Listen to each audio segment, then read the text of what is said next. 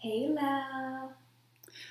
Hello, everyone. I'm Yamino, the artist of Sister Claire. Sarah, I'm doing the intro. Oh, I do. How unprofessional. Do we want to start again? Start again. Hello, everyone. I'm Yamino, the artist of Sister Claire, and I'm joined tonight by... The one, the only, the incredible, the indelible Ash Barnes. I write the missing moments, and I help Eleanor write the comic. We're also joined tonight by Rude. Rude ass Sarah, resident rat tamer and worm wrangler. Sarah's... I'm not going to do the hello because Ash hates it. Thank you. Maybe later. Sarah's brought one of her rats with her to this live stream, so we have another special guest. I don't really feel like drawing a little icon for it. You don't. You could turn on the camera at some point. If you Yeah, maybe later when this is all done we can... That's a good spooky treat. Mm-hmm. Rats are scary. But, Oh my gosh. Oh, No. did I scare him? No, he just ate a little piece of dried cranberry, and he doesn't really like them. He ate some, and then he was like, He's spitting it out. No, he likes it. Oh, really? Maybe it was just a rough piece, but he was trying to like, oh, this is nasty. He's a good boy. Anyway, I need to focus on what I'm actually doing here. Anyways. So I think I'm pretty much done with the sketch because I basically decided to use an old sketch that I had done of tiny Rosie dressed in her idea of like a night outfit made with things that she's just found around. And maybe this is a sword Oscar made her out of cardboard or something. I'm not sure. Mm-hmm. It's a little too sturdy looking to be cardboard. Maybe it's wood and Olga made it. Much to Oscar's unhappiness because she's probably been poking everybody in the ass with it. And this is Marie dressed up as a fairy princess. And this is supposed to be like her princess bling, and I'm sure she stole it from Oscar. That's really cute. You make do when you live at an abbey. Like, you have to find jewelry that works for you. What's that in Marie's hand? This is going to be, it's going to be more clear when I color it and stuff. A mirror? It's a mirror, yeah. She's Okay. going to be looking at herself. And I don't know if it's really clear, but these are supposed to be fairy wings that she drew flowers on. I think that's pretty clear. It's going to be cardboard colored with like crayon. Yeah. Okay. Yeah. Okay. And this is Candy, and Rosie is guarding it. I assume this is like candy that they have pilfered or collected themselves. And Would they have cardboard?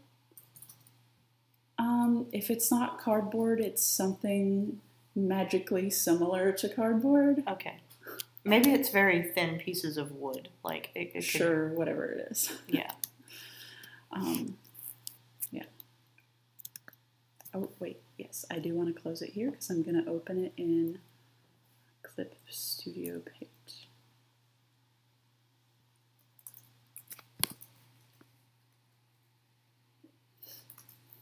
Hey, Sephi.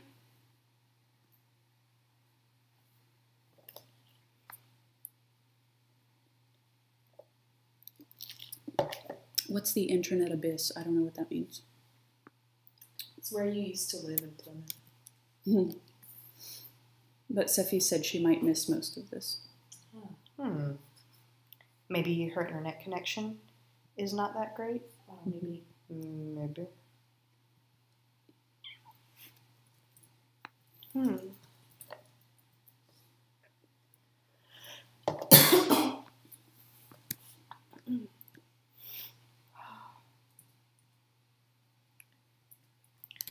So, how is everybody doing tonight? I'm doing good. Good. My rat is doing good. Yes. How about all of y'all? Matt says great. How about you, Elena? How you doing? I have a bubble tea in one hand and my pen in the other. I'm doing great. I feel young again. And your hair is really cute. Yeah, I just got a haircut and I feel fresh and new. It's beautiful. Like a whole new Ellen. Like a tiny little animal. I don't know if I feel tinier, but... There's nothing tiny about Elena. My dad is visiting from Belgium, so that's cool and unusual. He's not here at the stream with us. He's back at the house. But yeah it's cool to have him here. Oh, maybe if I close Photoshop, it'll help. This is lagging a little bit, which is kind of a pain.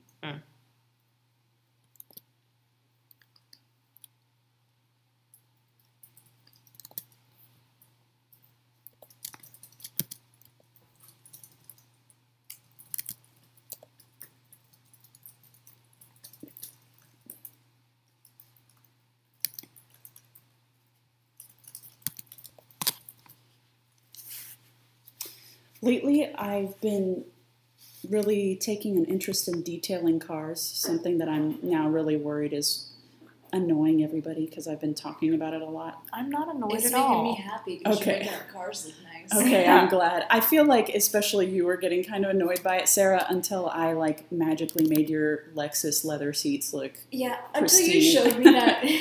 You were like, Sarah, watch this video with me. And I was like, okay. And then you pulled it up and it was 20 minutes long. And I was like, oh.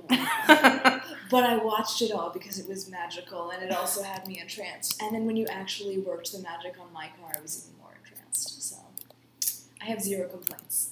Keep this obsession going strong. If you want, you could help me buy another thing of upholstery cleaner. They're not expensive and I can use it to clean the upholstery even more. Yeah, I guess. Because I used up pretty much everything I had on Donna's car. Because it was super smoky. Don't smoke in your cars, y'all. Don't smoke at all. But Don't if you are smoke. going to smoke, don't do it in your car because it really lowers the value and it's super hard to get it out. Don't do cigarettes. Don't do any drugs, but especially cigarettes. This is lagging a little bit and I don't like it.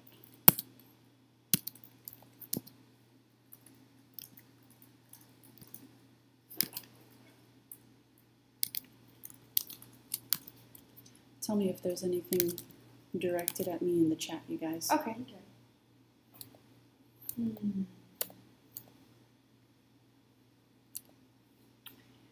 Also, we have something exciting to tell you all.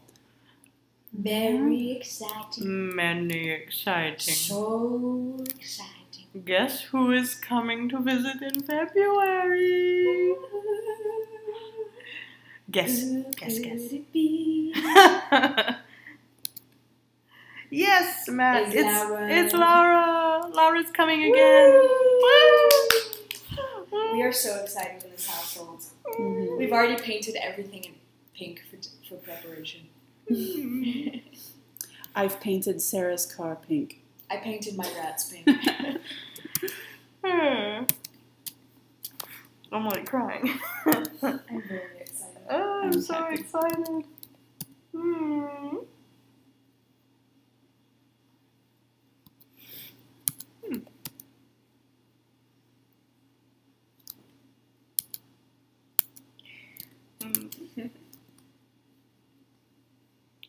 Zach says, "Welcome back, Laura, to the States." She's not here yet. She'll be here in February. Yeah, we got a long time to wait. Yeah. Oh.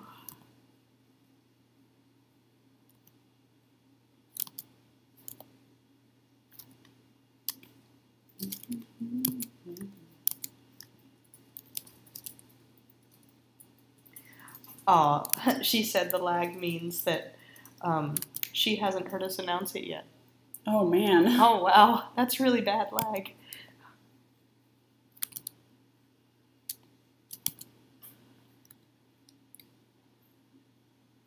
A lot of people are saying the lag is super bad. Aw. Not much to do about it. So much for doing our live draws at campus. Like, I thought that was supposed to Everyone's mediate the problem. Sucking up the internet at late night with Roy. It's not that. Like, it's not us. It's, like, individual people's connections. Oh, really? Yeah, like... It's Friday the 13th. Bad internet abounds.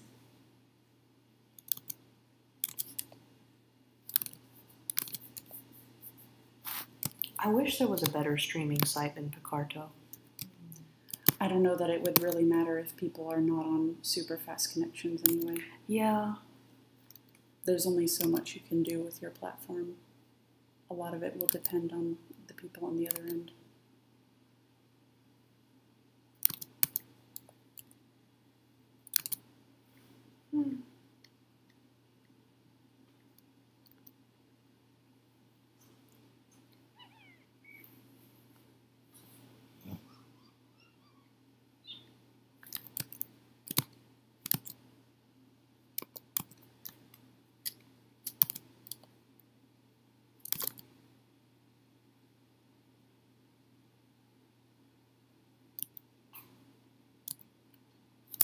I wonder if they can hear for the season.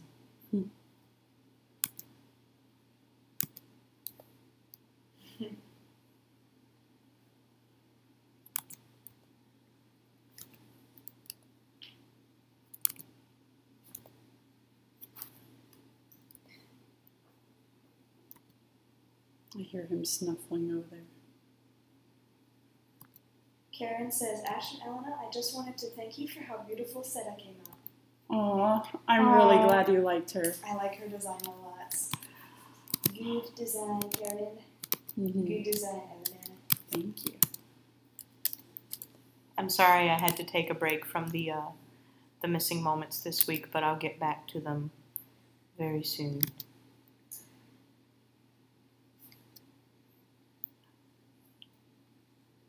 I want to write more about Seda. I'm excited.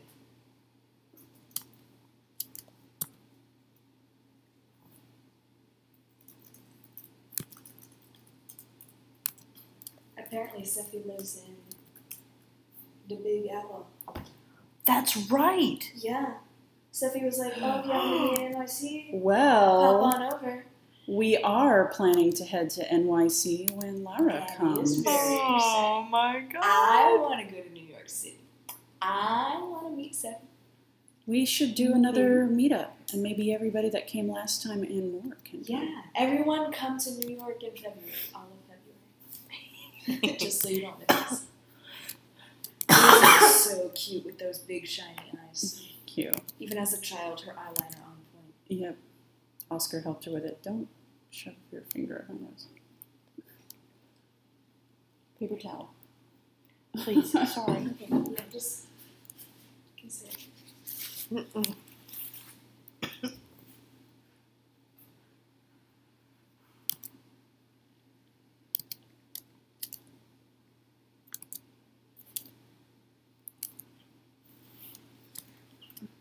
Matt says, when are you going to NYC?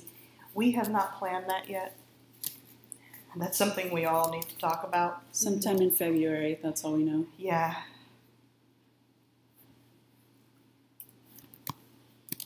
It will be cold. Mm-hmm. It's gonna be cold and maybe snowy. Snow.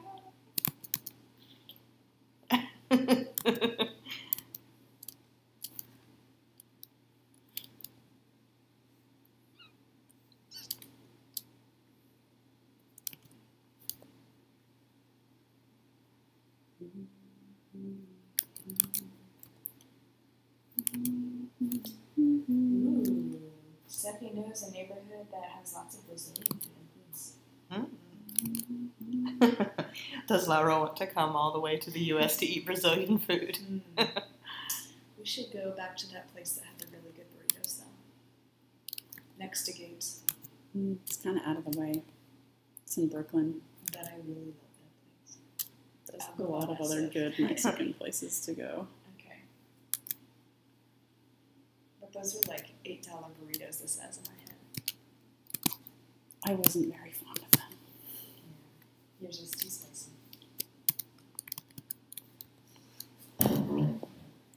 Are you gonna do a background in this wallpaper? Nah, probably not. Just a cute duet. Aw. Matt says, okay, Elena, I've made something specifically for you. I hope you like it. I hope you like it.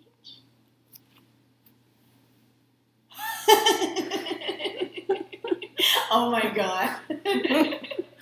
She doesn't watch enough SpongeBob to get this. Yeah, I don't get what she's saying, but... I love it, Matt. It's wonderful. What does it mean? One SpongeBob episode, he with a magic giant pencil drew a doodle bob who turned out to be really rude and would say things like meow meow. It looks so much to this Claire. Do you know what that is? That's a Claire that I drew with my left hand. Or what? No. It was a Claire I drew with my eyes closed with the trackpad. It's wonderful, Matt. I love it so much. I love it too. Oh yeah, I remember when you do that now. But yeah, it's a SpongeBob thing. So Elena's too old and snobby to watch SpongeBob. It's beyond my time.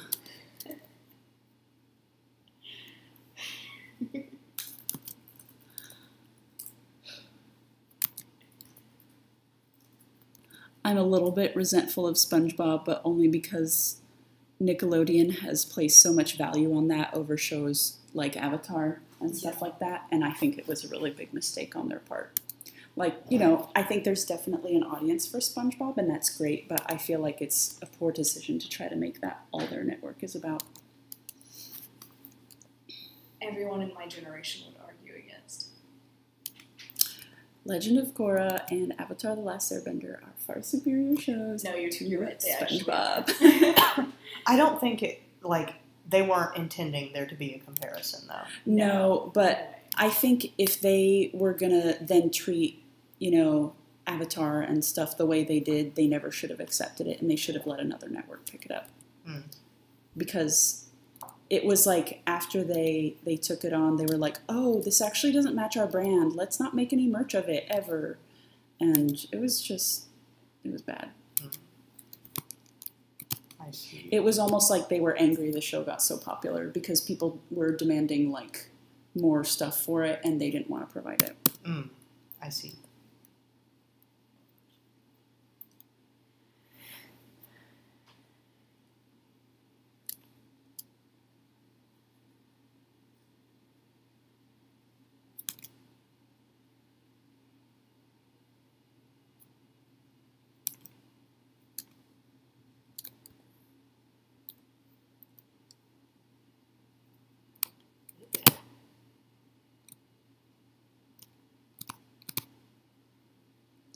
I didn't see what you were doing out of the corner of my eye, Sarah, and I thought that you were like dipping your finger in something and then wiping it like on my tablet, and I was going to be really mad. No, I'm feeding my rat.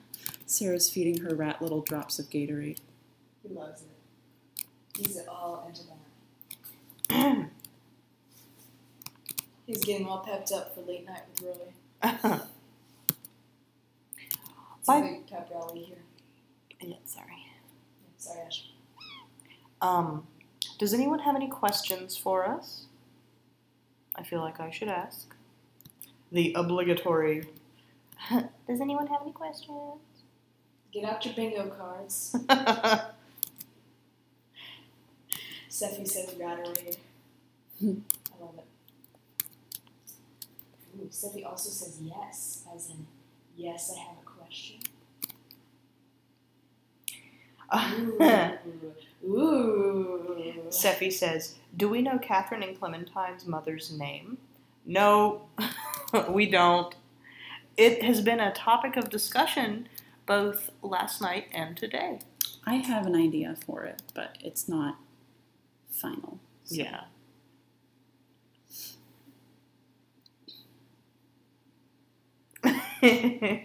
Matt says, oh, we have a few good questions, trademark from the Discord.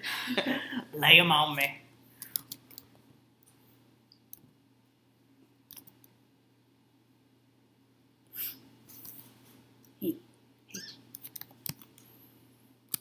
I really like your new hair. It's really cute. I like it too. It's so cute.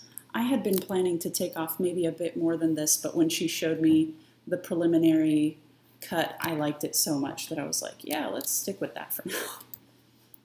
I thought, hey, that actually looks kind of cute and girly. I didn't think my short hair could really look like that. Mm-hmm.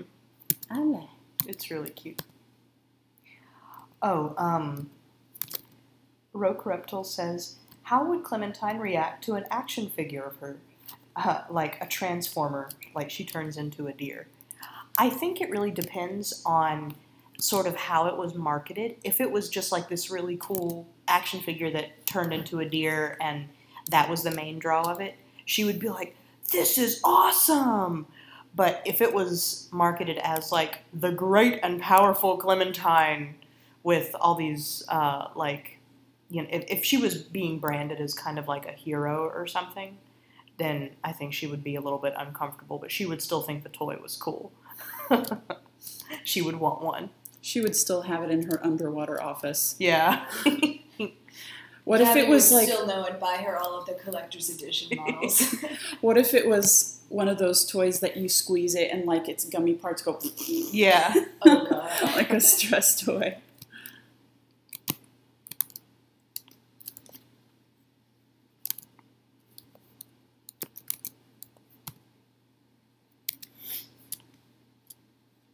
Sephi says, not a question, but I feel like Gabby and a certain Selkie from a certain recent live write are from the same pod. Distant relatives, maybe, even. They're actually not. They're not. I haven't read this one. They are both from cold water pods, but Gabby's pod isn't from areas quite as cold as the Selkie that was seen in the latest live write.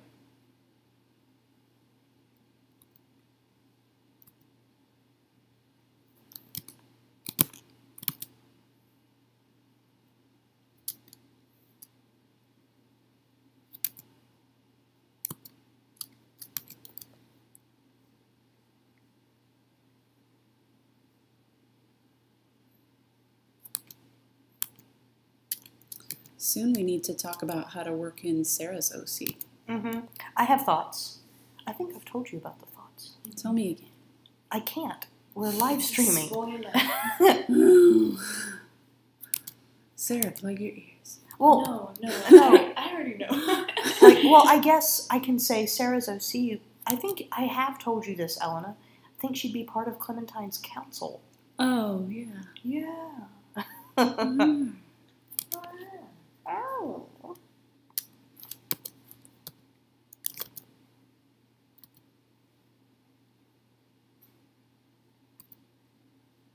Does anybody else know what Sarah's OC is? I think, yeah, Laura does. But no one in the chat, so. Be silent, no. Spoilers. I don't think it's like a super big spoiler. It's just an exciting spoiler. Edna. I guess, I well, don't care. she's a Selkie. I just think it's cool because I don't think there are any other Selkie OCs. Not that have, been paid for through Patreon. So that's cool. I designed her a really long time ago.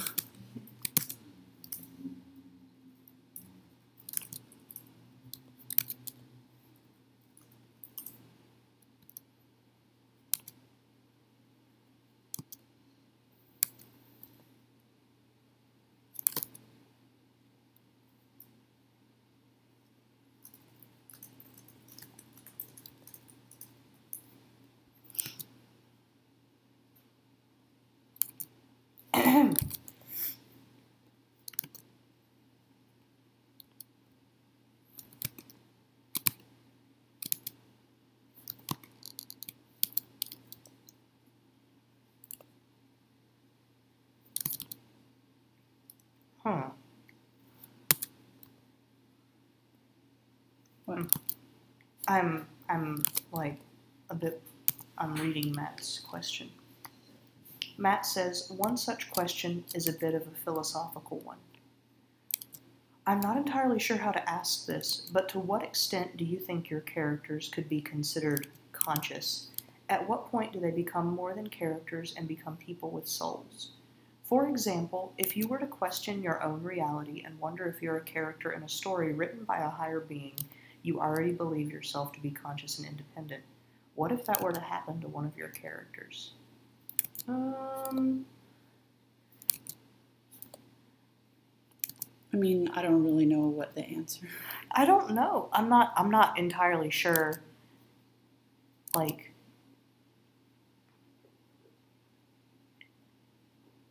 I think the characters would be really mad. As, like, if you think about it, I think characters, if they thought they were... Actually, what was that movie we watched, Laura, that you told me I would really like and you were correct? Stranger Than Fiction, right? With Will Ferrell? Was that it? Is that what it's called? Where he's a character in a book? I don't know. You've never seen it, Elena? Are you talking about the one with Jim Carrey where he's in a TV show? No, that's The Truman Show. Mm-hmm. Although that's a similar concept. But I think in the case of someone genuinely believing that they are a character in some kind of media, be it a book, a story, anything, like a film, like... I would try to talk to the author. Yeah. Like in Never Ending Story. You have to give me a name, Sebastian! Mm-hmm. Yeah, like, or when you think about it, people who have been very religious, who start to question the existence of God, like thinking to themselves, if God is writing the story, why is God so fucking mean? You know, it's like, I think the characters would be really angry. Especially characters who have lost so much. Or especially Claire, who's already been lied to about so many things. She would be like, oh, great. In that case... Here we go again. In that case, she would be, you know, all the characters would be like... I think that a lot of them would start to have identity crises because they'd be like, how could I be responsible for any of my own actions if they're being written by somebody else? Mm-hmm. Are they penning my absolute every thought? How deep does this go? Is there any, like, idea of free will? It wouldn't be pretty.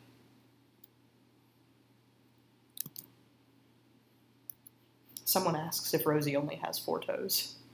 Well, one of them is behind. Behind her other chubby toes. Oh, here. I see. Oh, yeah, she does only have 1. She only needs 4. She cut off one of them with her toy sword. She's always had 4 It comes toes. from having been a shard.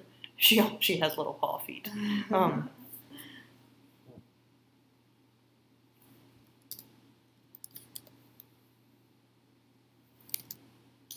My rat fell asleep on my hand, and I can feel his heartbeat against my pinky. Oh.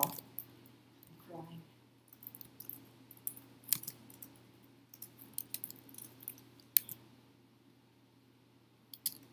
crying. That's an interesting question, Matt. But, you know, long story short, I think the characters would be really pissed off.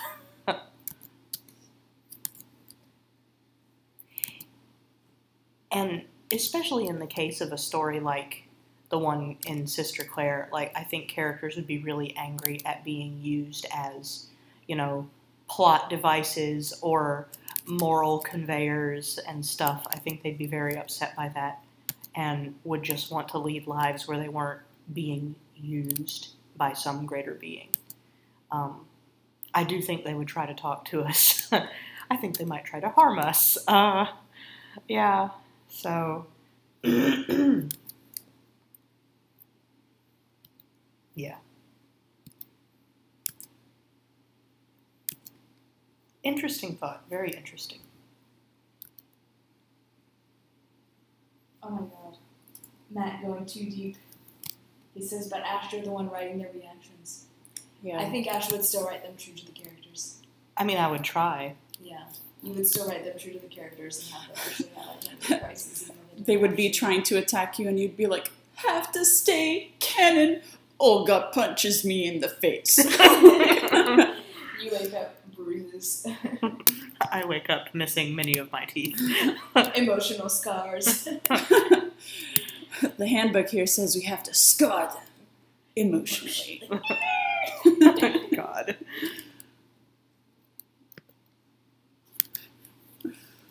That was the best part of that movie. It's my favorite part, at least. Which one? What? My favorite part was where Pinkie Pie got really gay for Oh, the right. sea pony. Oh god, yeah, there were a lot of great shit parts, but that was my favorite joke in the movie. Yeah, that was a good one. I had such a headache during that whole movie. Oh no. It I'm was, sure all the cute bright colors didn't help. it was very loud. Let's always bring earplugs. Yes.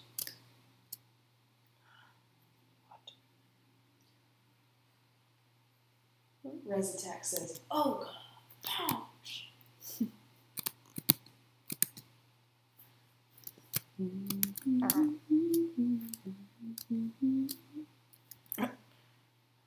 Jesus. Oh my god, I forgot to draw her eyes. No, her eyes are on the wrong layer. Oh no. Yeah. It's okay, this is an easy fix.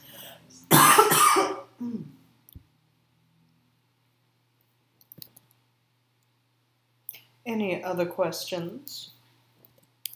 Oh, I've got so much chum under my nails.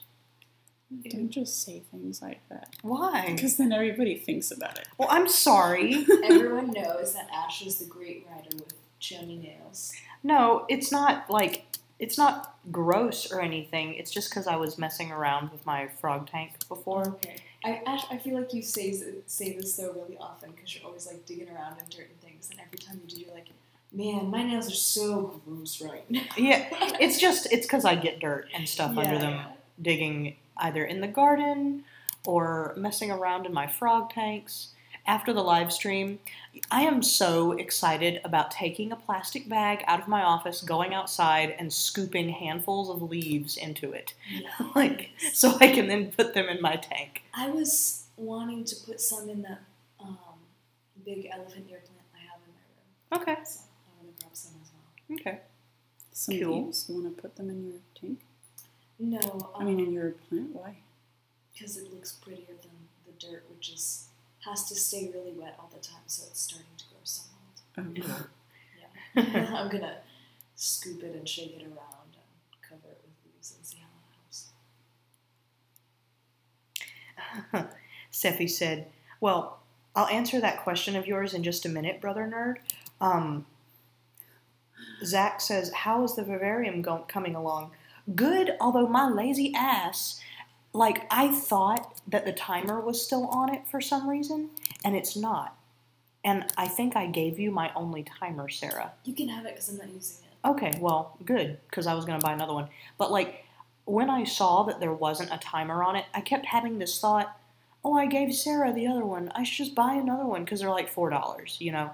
But instead I was just lazy and didn't buy one, and I thought, I can just turn the lights on and off manually. Does not do. Exposes the plants to ultra-long photo periods. Ash, you've been doing that for months. I know. It's been like bright sunny day. Don't cost Bright nothing. sunny day.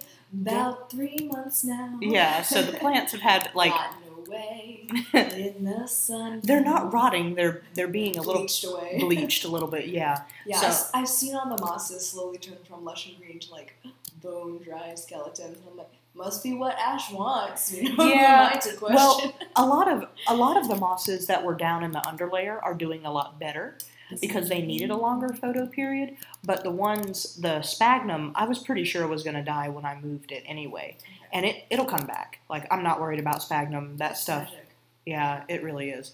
But in any case, I kept forgetting to turn the lights off, so the plants have just been exposed to this really long photo period. So now I'm going to put it back on a timer and give them slightly longer nights to let them recover a little bit. So no mercy run. Yeah, and I'm going to put this layer of leaves in, which will also help keep a lot more moisture in there.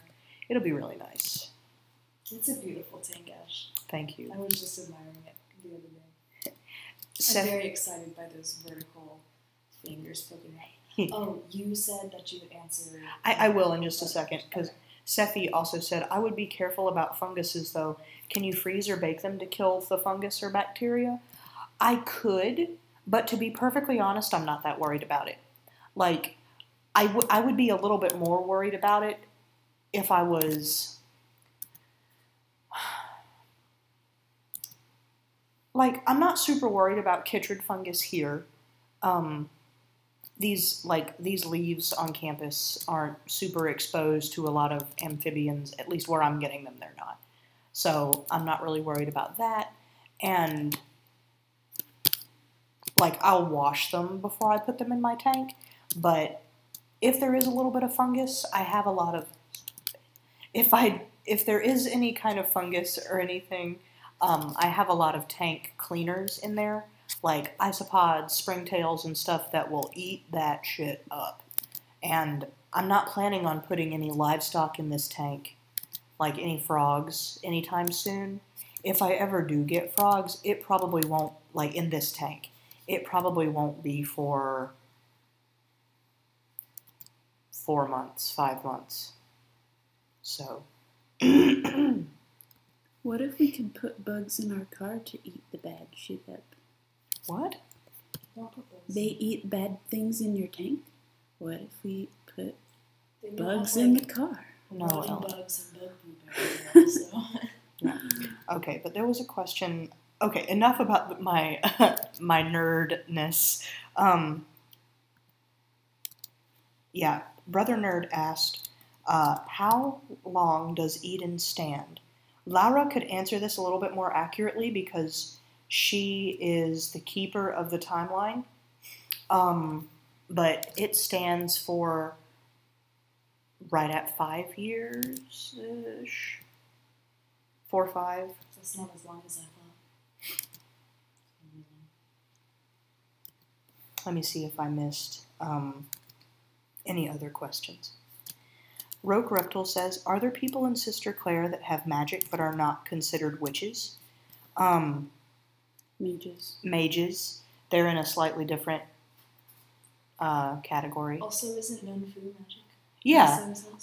Like, a lot of nuns have magic, and they're not really considered witches because they've pledged to use their magic and regulate it according to a certain order. Witches are people who aren't regulating their magic. At least they're not regulating it based on laws. Being a witch is kind of like an alignment as much as it is like what you have, what your ability is.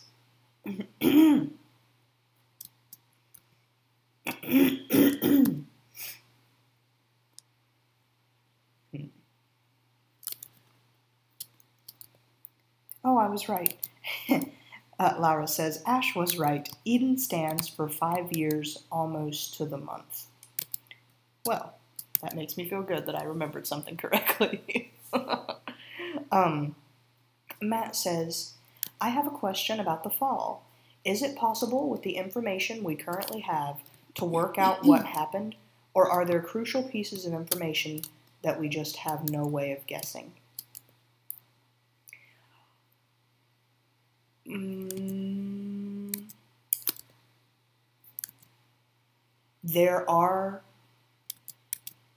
You have a lot of the clues already.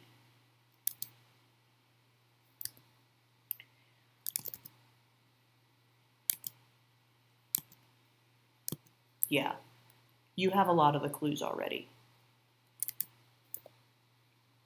Could you work out exactly what happened? No, probably not. But get the general gist of it? Yeah.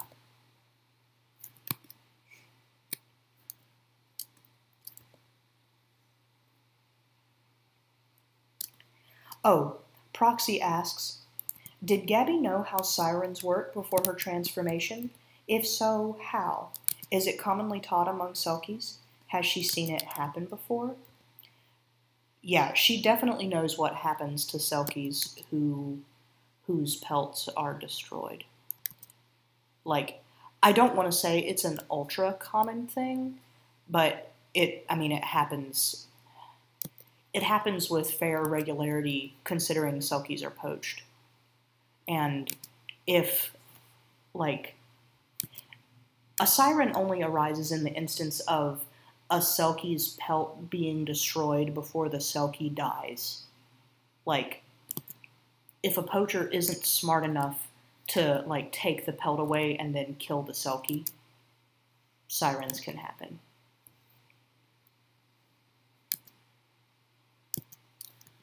The process is also pretty fast. Or if the, Selkie manages to get away. Yeah. And then they would probably come back for that specific person first, if they could. Yeah. And then just go on kind of a rampage. Mm-hmm. Here's a little tidbit, though. Sirens don't usually attack other Selkies.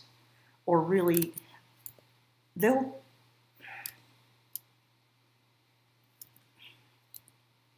I don't know. I had imagined that they kind of are indiscriminate.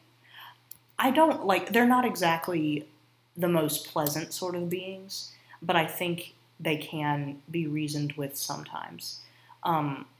They are very, very bent on revenge, though. Mm-hmm. And I think as time goes on, it gets harder and harder for them to discern who deserves their revenge. Mm-hmm.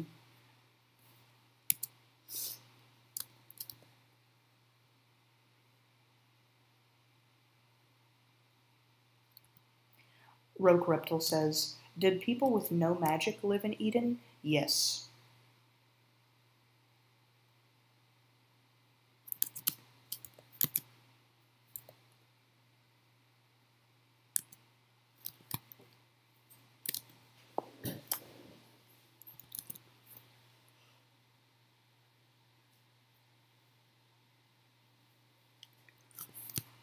Oh, this is a good question. How do you say this word, Ellen? Nascosto. Okay. Nascosto. On page 3, Olga says she thinks she knows who Catherine is and that Abraham did a poor job killing her when Eden fell. Would Abraham have talked to the other Helsings or Seda about how she thought Catherine and Clementine died? Or is Olga making assumptions based on what she knows of Abraham? I will tell you this, like, everyone, including Abraham herself, thought Catherine and Clementine were dead. Like, Abraham had every reason to believe that Catherine was dead as dead gets and could not come back. And she told people that. Like,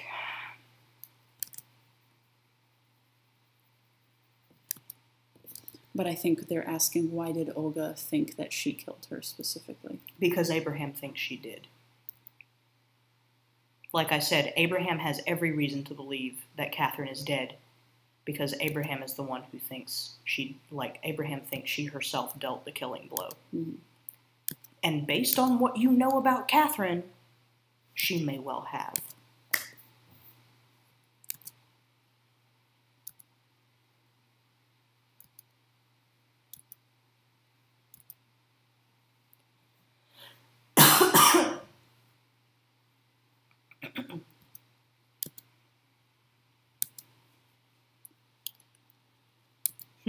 Sephi said, do Selkies feel constant pain the way shards do? Are you asking about Selkies or sirens? I think that's what she meant to say. Yeah, like, because... Selkies feel pain from being so beautiful. But Selkies can take pain in their pelts, and, like, many of them do, even if they look totally normal, they may in fact be hurting from a wound, that they have taken.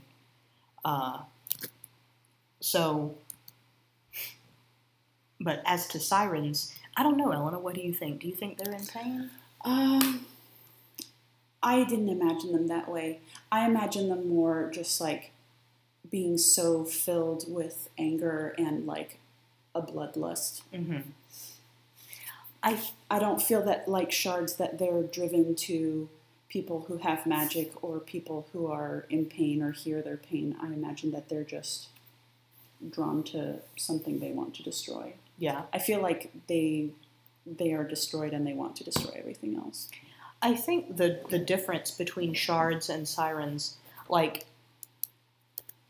a shard is something that is stuck and in pain, and it moves instinctively toward what it thinks will help it, and unfortunately, many people suffer because, a shard's reaction to, or a shard's instinct is to try to consume the thing that it thinks will help it. So, that means, getting eaten by the giant tentacle deer monster. Yikes. But sirens are more vengeful spirits. Mm-hmm. At least, especially, more new sirens are discerning about that kind of revenge. I think they can be spoken to. Like, I think there are probably rituals, especially among Selkies, to calm sirens and sing them into some sort of stupor or to get rid of them. I haven't thought a ton about that yet, but I certainly could. Someone request that in a live write, please. That sounds really cool. I have some ideas on that. Yeah, Eleanor. I mean, do you want me to tell you what I imagine it could be about? Yeah, go ahead. Like you were saying that they sing songs to silence them. I don't think that they can be gotten rid of. But I think what they can do is put them, like you said, into kind of a stupor. Kind of like how vampires can be put to sleep for a long time. Mm-hmm. And I imagine that there are really secluded places that Selkies try to find where nobody else can access to disturb them, that's kind of like a graveyard of sleeping sirens. Oh, geez. And imagine if somebody woke them up. Uh-huh. Like, it has to be somewhere really remote. But I imagine them just all kind of like floating and looking like they're sleeping at the bottom. Mm-hmm. Yeah. I imagine it's probably like considered both an honor and like also just a really serious thing for Selkies to be chosen to guard these places and take care of these souls. Because, I mean, that's the thing. Selkies don't hate sirens. It's like, it's a very, like, visual and visceral indication of what could happen to them. Like, has happened to people much like them. And, yeah. Selkies in general are such a peaceful people that they also wouldn't want sirens to go running amok, like potentially hurting those who don't deserve it. Selkies in general don't really enjoy the concept of vengeance. Like, I'm sure some do. You know, I can't sit here and with a broad sweeping statement cover everybody of a certain kind of species, but still. That would be really interesting to do a live write. Or a missing moment sometime. That's my request. Okay. The Siren Graveyard. That sounds really cool. Mm-hmm.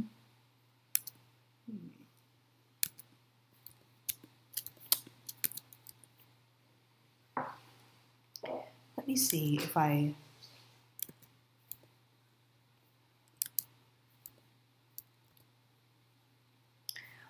Sephi asked earlier, can sirens be purified?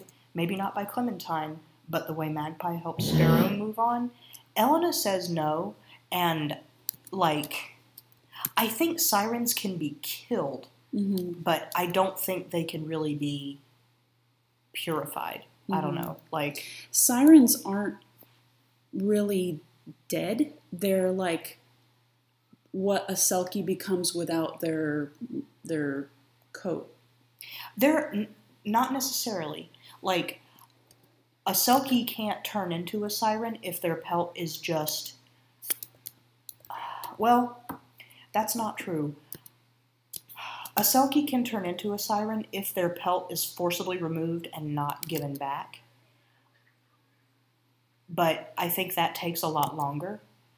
What usually happens is a Selkie's pelt is ripped away and destroyed or, like, separated unwillingly. You know what I mean? I think, like, probably if it's destroyed, especially immediately after it's taken away, it makes the process almost instantaneous. Yeah. But I think that if a Selkie is separated from their pelt, even if it's not destroyed over time, they will turn into a siren. Mm-hmm. Well, there are Selkies, though, that give up their pelts willingly, and they don't turn into sirens. Maybe as long as they can be near it or something. I don't know. I think if it's a willing thing, it's not a process that happens. There are plenty of reasons a Selkie would give up their pelt, like, and willingly stay grounded or stay in the water. Like, stay in the water being helped along by the pod. And I don't think those Selkies would turn into sirens if it was a very willing process. I kind of like the idea that they would still have to go into it once in a while if they start to slip. I want to say something, but I can't because it's really spoilery. Like I said, I think a lot of it has to do with willingness. It makes me happy to think, you know how there's so many tales about fishermen stealing Selkie pelts? And, like, keeping the pelt locked away from their Selkie wife. And I like the thought that a Selkie would try desperately to warn whoever had captured them, this isn't going to work. Like, I'm warning you. And they eventually do turn into a siren because their pelt has been forcibly taken and they haven't been allowed back to it. I mean, these two ideas can work together. They can, but like there is a lot of reasons in particular. I think a Selkie could permanently give up their pelt willingly and not turn into a siren. Like,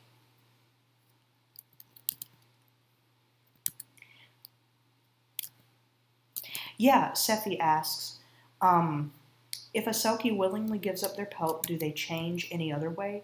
Do they become more human? I've mentioned this before, both in live draws and in live rights. They lose their whiskers and do start to look a little bit more human. They don't grow ears or anything. They can eventually grow hair, like human hair.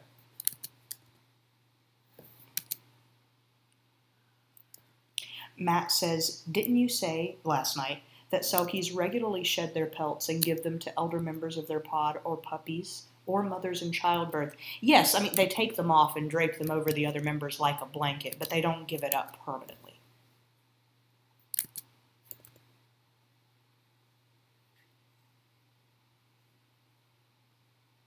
And yeah, like BGB points out here, Gabby gives her pelt to Catherine and Clementine at various times. It's really a big deal that Gabby wraps Clementine up in her pelt. Like, she does it at one point to save Clementine, and she does it at other points, especially when Clementine's in Eden, to take some of the pain from Clementine. That's a really big deal. When Selkies take the pain into their pelts, is it something that they feel and experience, or is it kind of cleansed? No, they feel and experience it. That's why it's a big deal. Okay. Like, it's very interesting for us to think about, like, how pain is shared among pods when, like, the elderly, especially if Selkies have a grounding place, a beach or something, like, I don't think it would be very uncommon at all to see the elderly to be, like, kind of draped with pelts from lots of younger Selkies. So their aches and pains and stuff would be kind of leached away and shared among everybody else. That's really nice.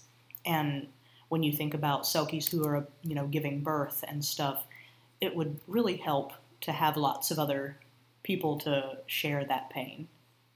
Have 20 midwives just for the pelts. There you go.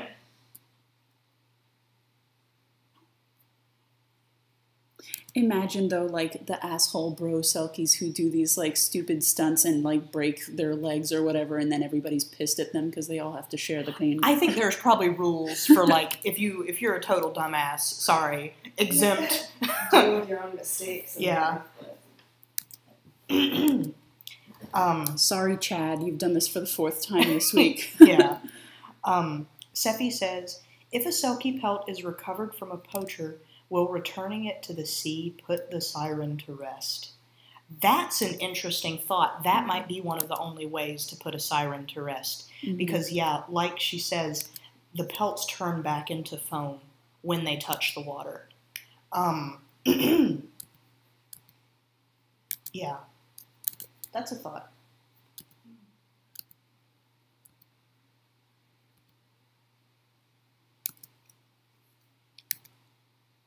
Oh, that's a good question. Ibn Rune says, since Claire hasn't suffered like Clementine had, could she finish purifying Grimm? No.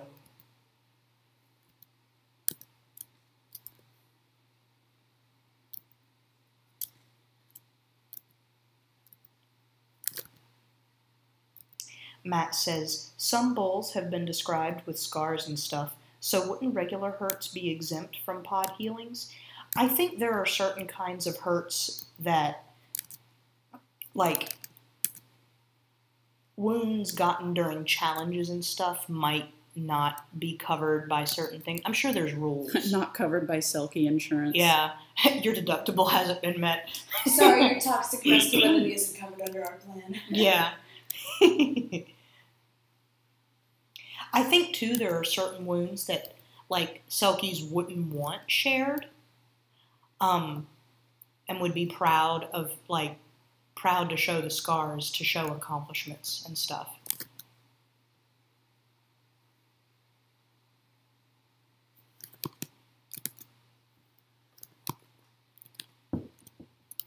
Riggy says, do sirens remember who they were as Selkies after they transform, or are their lives just pure revenge with no drive except just to hunt? I think they might remember for a while at first, but over time it becomes kind of like trying to remember a dream. Yeah.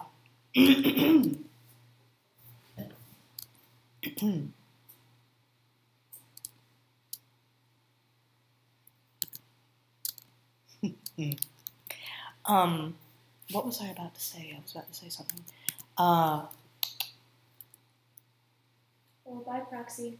Bye, Proxy.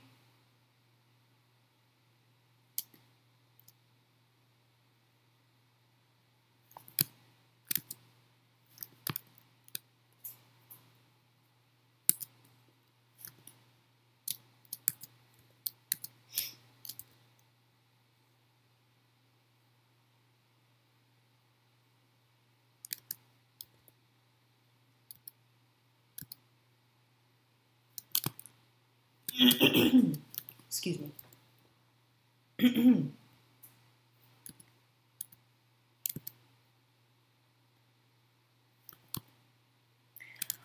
Matt says, are shards more drawn to people who have gone through similar suffering to what the shards' previous selves went through? I don't really think so. I think they're just, like, they're not drawn to suffering. At least, they're drawn to other shards, but they're not so much drawn to people with suffering. They're drawn to people with lots of magic, or lots of energia.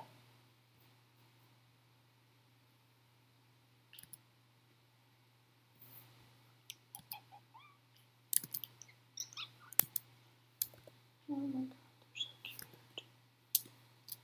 I love them.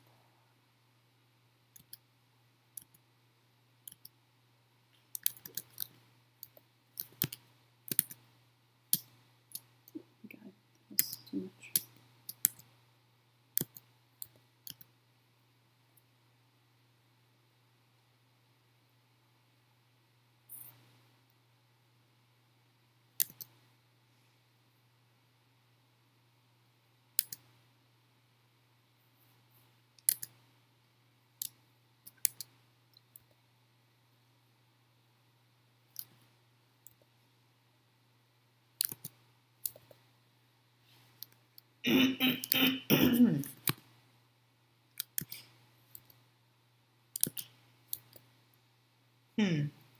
Artsy MK asks, are shards drawn to dying people? Badly dying people.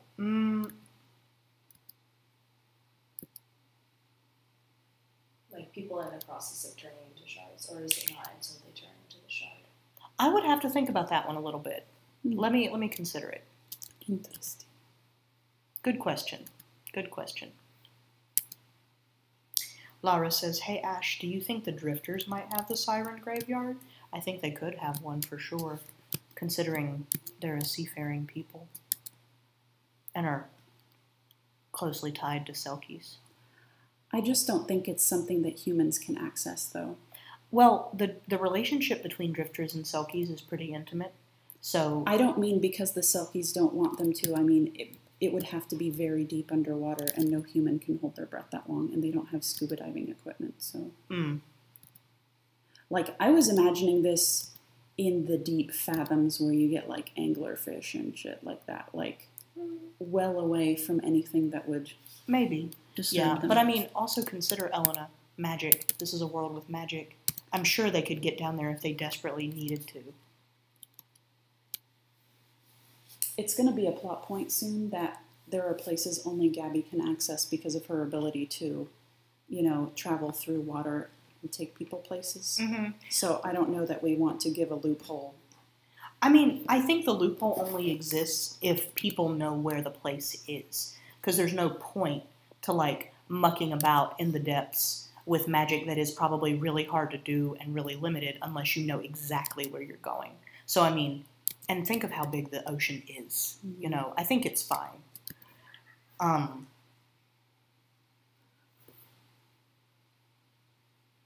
So, oh, okay. Matt says, I have a question about non-shard monsters. When did they come into the world? Did they exist during the old world? Yes. And there was more of a proliferation of them during the fall of the old world and the rise of the new. Good question. I won't say too much more about that one, though. It's because it's not honestly super relevant. There is really only one non-shard monster that's going to get, I don't want to say a big part in the story, but will be noticeable, like a noticeable character. And by monsters, we don't mean like skylines and things. I don't. Sarah was mouthing Olga. I'm like, no, Olga's just like at the end of the day, Olga's just someone with like an illness, like something that lingers, a condition. Moonwolves aren't really like old, ancient deity monsters. Yeah, they don't quite count. Are they, horrible? Do people consider them monsters? Sure, but they haven't been around a really, really long time. I see. We've mentioned one. Yeah. In a missing moment, if people can remember. Mm-hmm.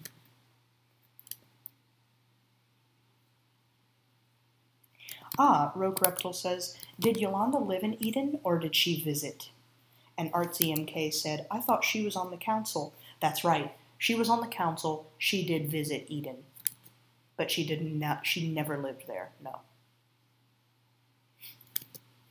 Did anyone on the council live in Eden besides Clementine? Yes. Do you want your character to have lived in Eden, Sarah? Up to you. I was not imagining that she did. Because she's a Selkie, she probably could have got out alive. She could have gone in the water. Mm-hmm. There's, like, several members of the council lived. So, and you will see them. How exciting. Mm. Well, I mean, you've already met one of them. You've met more than one. Yeah. I'm like, wait, no, several. You've met a couple already. Yeah, I mean, you've met Yolanda, obviously. You've met, well, it's been implied in the missing moments. It's not really a spoiler. Raksha. And there's others. Maybe more. Maybe more, I don't know. Zach asks, it wouldn't be the vampire-y things once seen in the Helsing Abbey. Oh, the blood teeth? Those are essentially vampires. I mean, I guess those count as old world monsters, but they're not the ones that are going to be featured. Creature. Mm-hmm.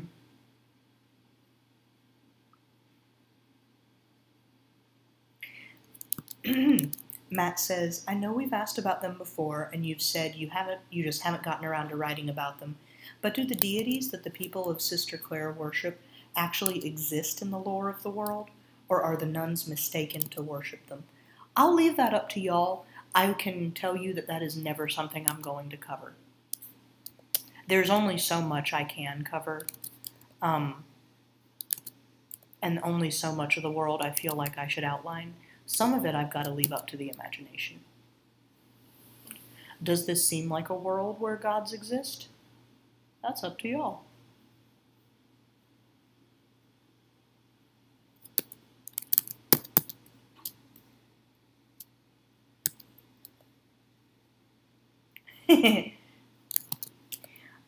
Artsy, that's a really good question. If you could send us that question either on Tumblr, or if you're already a patron, send it to us on Patreon. I would prefer to have a little bit more time to give that some thought. What's the question? Here. I'll let you read it. Just read it because this is being recorded, remember? I know, Elena, but it's more of a specific thing that won't apply to lots of people. Okay. By request. Yeah.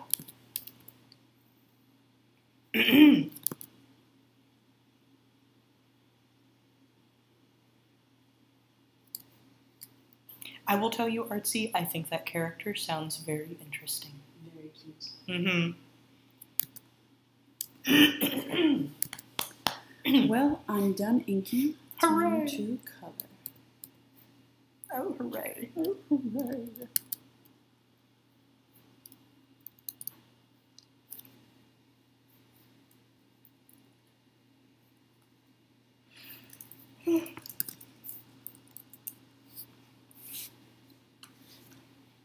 A lot of times I see Frodo scoot around without using his back legs. He just squishes his fat body around. Too lazy to walk. I know, it's adorable.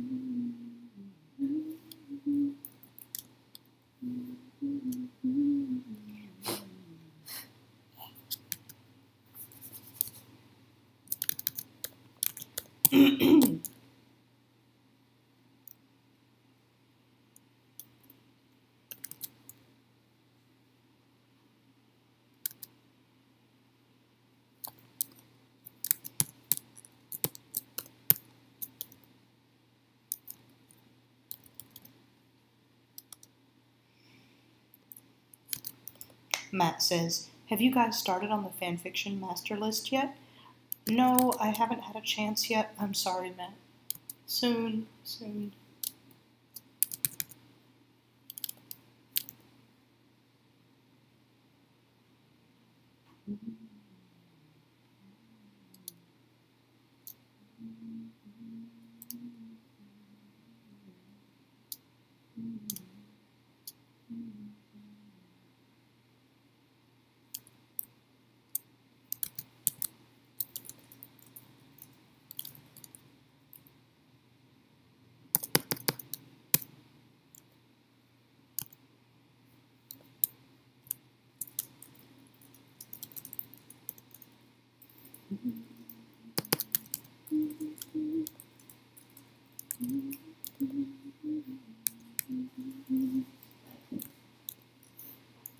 Is Marie wearing anything else under this giant oversized shirt? Who knows?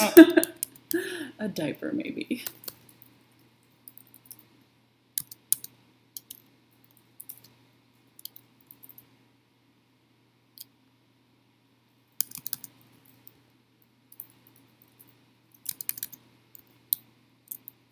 Oh God, she turned into Smurfette.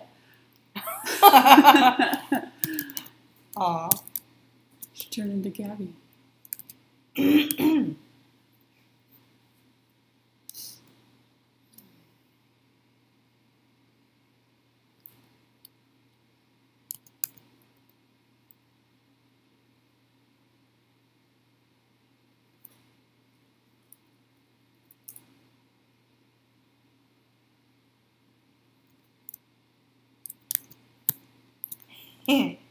Rogue Reptile says, so, when are Agnes and Henrietta going to appear again? I don't know if you'll ever see them in the comic again.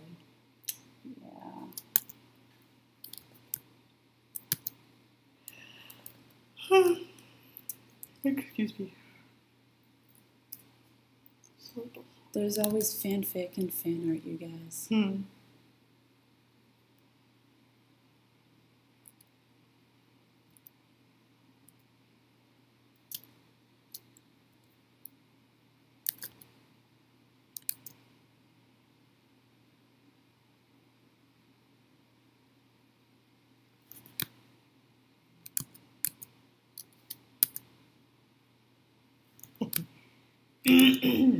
BGB asks, how old is Yolanda? Old. Old as dirt. Old as, yeah. Do all selkies take away pain in the same way, or do some of them, are some of them better able to take away certain kinds of pain, like physical pain versus, illness? That's a good question. I don't know. That's something that could be further explored. I was hoping that my character could focus on a certain kind of healing. Okay. Yeah, I'm sure some selkies do have specialties, as, any kind of culture would, so sure.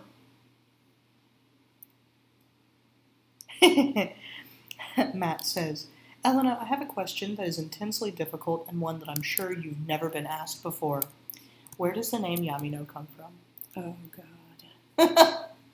Oh, I have...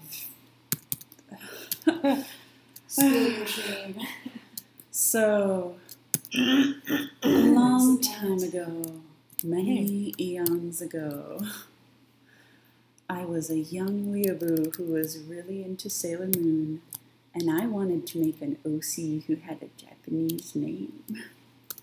And I thought, what would be a cool, edgy name for my cool, edgy character who is also a Jedi? Jedi with a double-bladed lightsaber. And I thought, what if her name is Yamino Tenshi, which means angel from the darkness? That's very cool and edgy. And so I used that as my screen name for an embarrassingly long amount of time. And it kind of stuck years after I didn't want it anymore. And people called me Yamino for short, and I just never bothered to change it. And on its own, Yamino doesn't really mean anything. Like, it's an unfinished word, but yeah. So there's the story. There's laid bare. Jesus. Now you know. Wow. Now you know. Mm-hmm.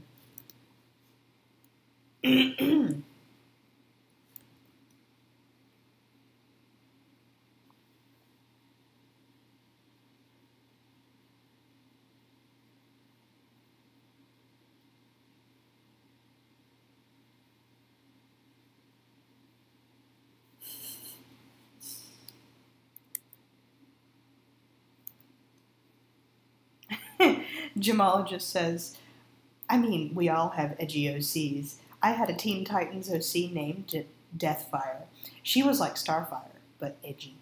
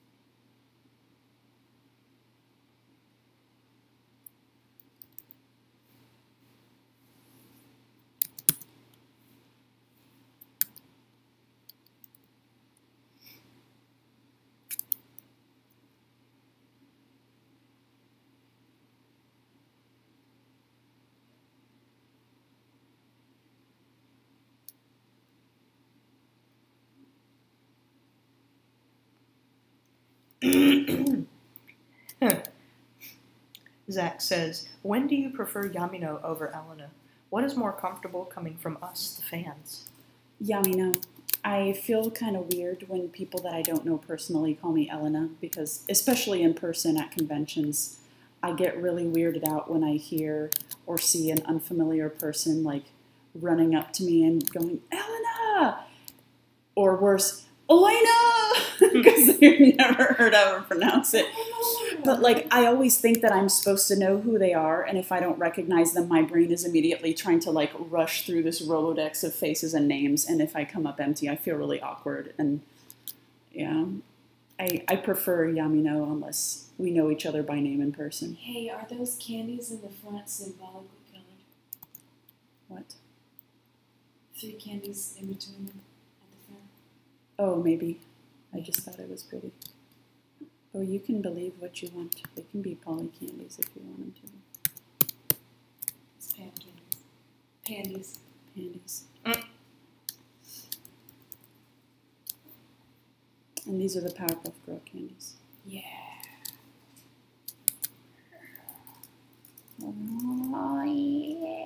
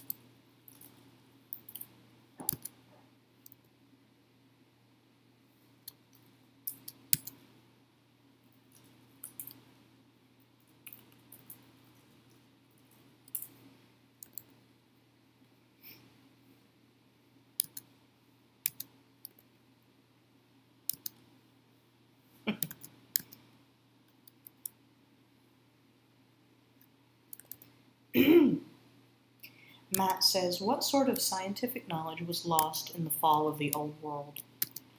All kinds. A lot of stuff, yeah. I'd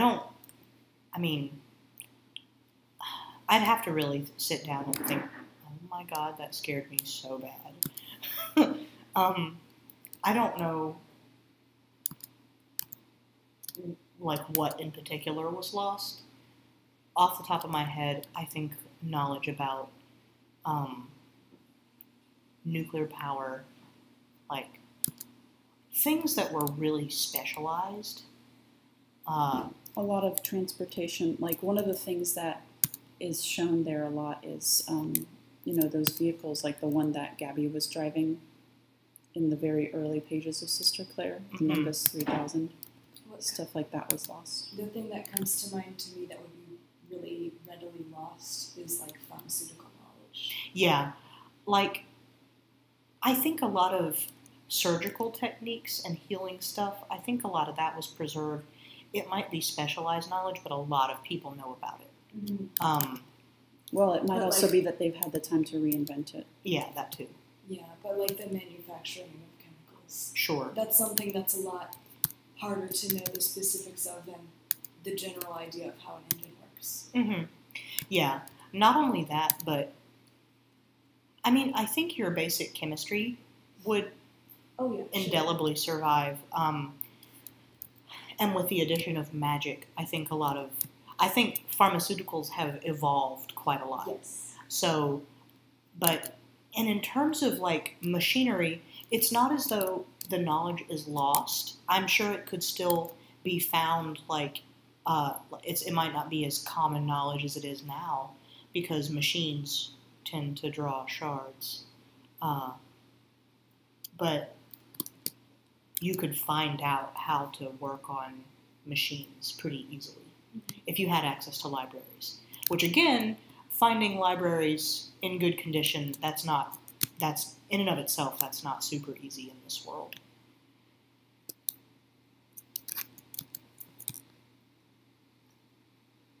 Whose shoes are those? I don't know. Maybe they got them from the thrift store. You could make them into the nun shoes. They look a lot. I thought about making them black, but I also like the idea of them just being these horrible, audacious shoes that somebody pitied Marie wanting pink things, and so they gave her some hideous pink shoes to wear. It could be Jackson's aunt who gave them to her. Auntie Tia. Mm-hmm. Roke Reptile says electricity in reference to something that Power generators. might have been lost. No, actually, electricity is something that is still very well known. Well, only in places like Thornamade where they can get away with it without drawing shards to them. Sure. And I mean, the average town isn't going to have it, probably. Yeah, I mean, Mercy does have limited electricity, and I think certain places could have it, they just might not use it very often, because it's certainly possible to generate electricity fairly easily with a water wheel and stuff like that, and just not use it unless you desperately need it for something. So...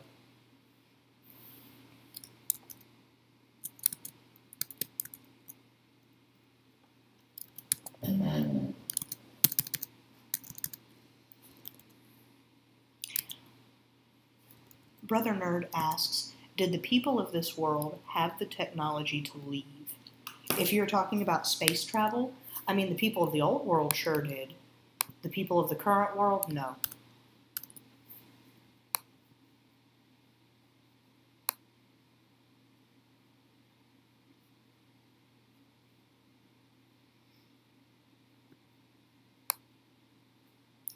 Rogue Riptle says, does Eden have electricity?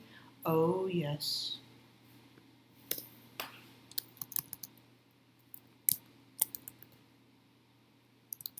Matt says, what sort of scientific knowledge was gained during Clementine's purification of the shattered city? I'll have to get back to you on that.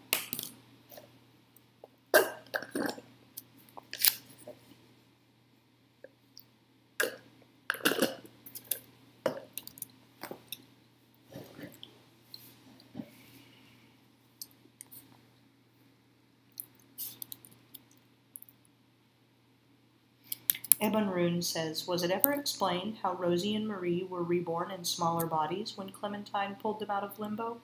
And, or, how they'd ended up there in their first incarnations in the first place? Shards. Okay, so let me answer your latter question first. Shards appear pretty close to where a bad death happened.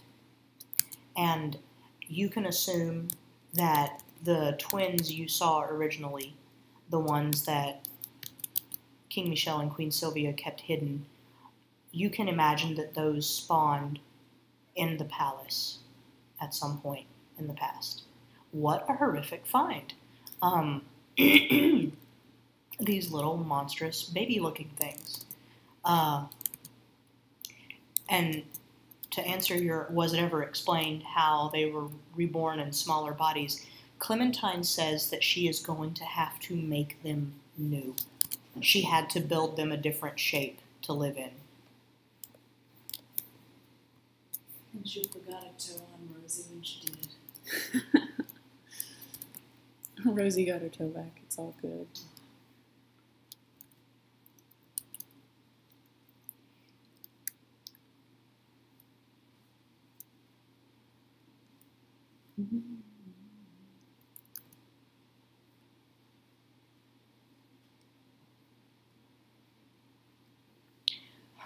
Brother Nerd says, did the people of the old world ever colonize a different world?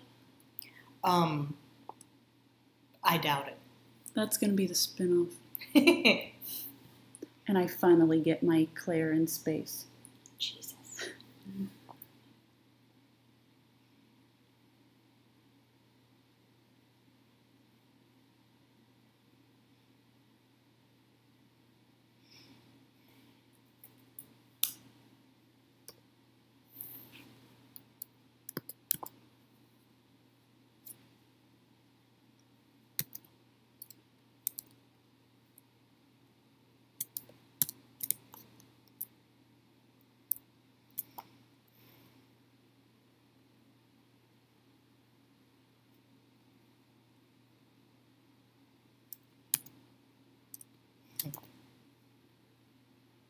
Excuse me.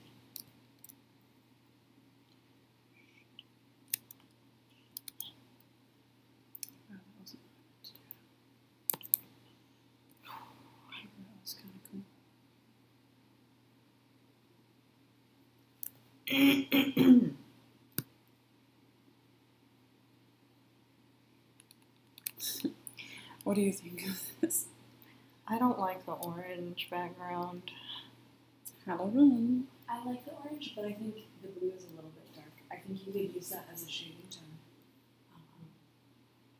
That's nicer, but I don't like how black it is. Matt says, what sort of magical knowledge was lost in the fall of the old world? You're looking at something from like 60 seconds ago. Sorry. You have to look at my screen. Yeah, what were you talking about? This. Yeah, I think that looks nice. Sorry, Ash, what were you saying?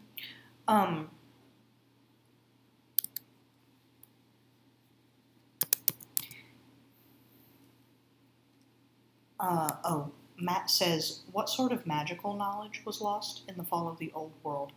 I don't think there was very much. There wasn't magic in the old world. Yeah, like... Magic was created after the old world fell. Yeah, I mean, well, there were like, mythological beings, but... There were no people who had magic. Exactly. Like, there were mythological beings that lived in the old world, but relegated down to stories. Bigfoot was real. Relegated to stories and rumors and modern mythology. So when you think about the knowledge that was lost, there wasn't a whole hell of a lot. If you could call that knowledge.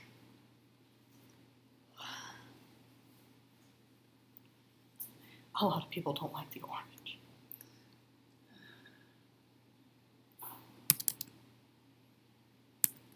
Why do you guys hate Halloween? I don't hate Halloween, it's just a lot, Eleanor. You just hate Halloween.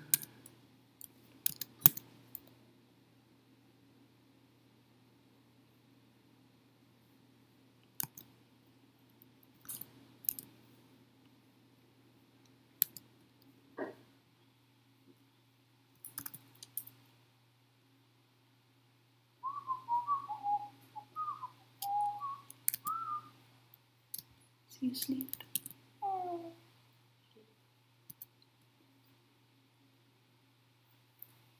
He's a baby.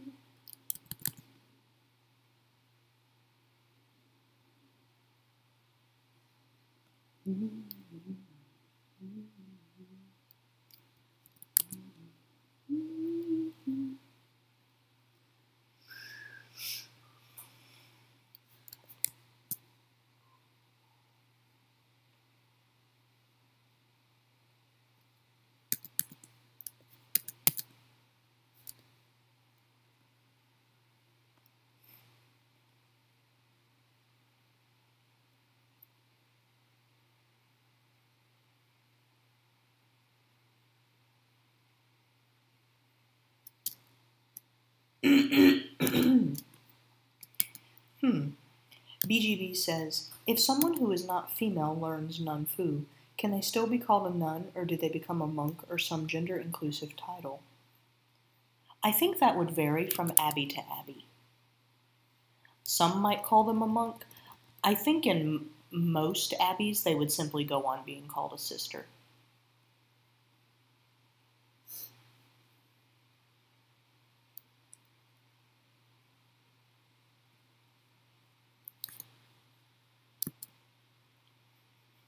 Does the Mercy Abbey have any nuns that are not female? Or not women? Not that we've shown. Not that we've shown. I don't think so. The Helsing Abbey does. And you may eventually see them. Them singular or them plural? Plural.